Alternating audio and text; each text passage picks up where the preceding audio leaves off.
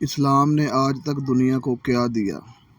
مسلم سائنسدان اور مسلم ایجادات کارنامے۔ آج کا مسلمان جب دنیا میں نئی نئی ایجادات دیکھتا ہے تو اس کے ذہن میں یہ سوال آتا ہے کہ جب مسلمان اپنے عروج پر تھے تو کیا مسلمان سائنسدانوں نے بھی کچھ ایجاد کیا تھا؟ مسلمانوں کی ایجادات کا کچھ خلاصہ درج ذیل ہے۔ اگر اس میں کمی پیشی ہو گئی تو معذرت اور درخواست ہے کہ اس کی درستگی فرما دیں۔ آج جو یہود و نصارہ دھڑا دھڑ نئی ایجادات کر رہے ہیں، ایک وقت تھا کہ یہ نہانے کو کفر سمجھتے تھے، اور آج جو یہ صابن اور شیمپو وغیرہ ہے، ان کی ایجادات کا صحرا مسلمانوں کے سر ہے۔ یہود و نصارہ نے مسلمانوں کی ترقی اور جہاد کا راستہ روکنے کے لیے مسلمانوں کی مرکزیت یعنی خلافت کا خاتمہ کر کے مسلمان ریاستوں کے چھوٹے چھوٹے ٹکڑے کر کے اپنی حمایت یافتہ عیاش حکمران مقرر کر دیے، جو لوگوں کو جہاد سے دور رکھیں اور وہ صرف ان ہی کی مصنوعات استعمال کریں۔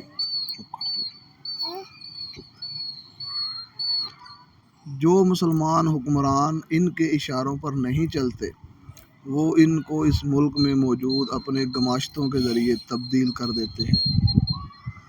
اسی طرح کوئی مسلمان سائنسدان کوئی نئی چیز دریافت کرتا ہے جس سے اس کا ملک دفاعی اور اقتصادی طور پر مضبوط ہو تو یہود و نصارہ پھر بھرپور طریقے سے اس کی راہ میں روڑے اٹکاتے ہیں۔ اگر اس میں کامیاب نہ ہوں تو انٹیلیجنس ایجنسیوں کے ذریعے شہید کروا دیتے ہیں یا پھر ان کو غائب کر دیتے ہیں۔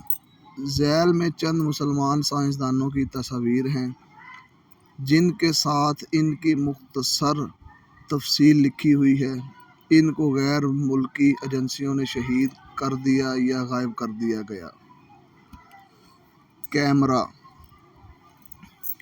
قدیم یونانیوں کا خیال تھا کہ ہماری آنکھوں سے روشنی کی کرنیں نکلتی ہیں جو اشیاء میں جذب ہو جاتی ہیں اور ہمیں دیکھنے کے قابل بناتی ہیں۔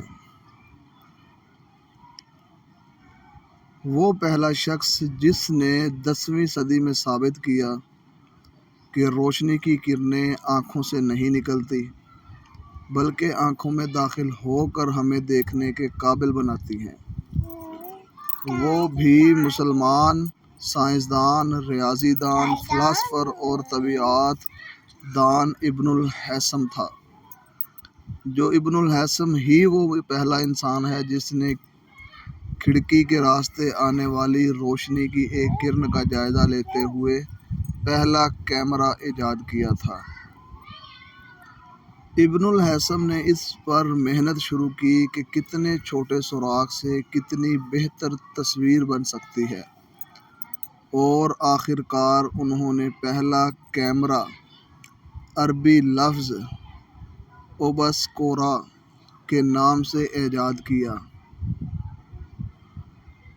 طبیعیات کو پہلی بار فلسفیانہ سرگرمیوں سے تجرباتی سرگرمیوں تک منتقل کرنے کا سہرا ابھی ابن الہیثم کے سر ہے۔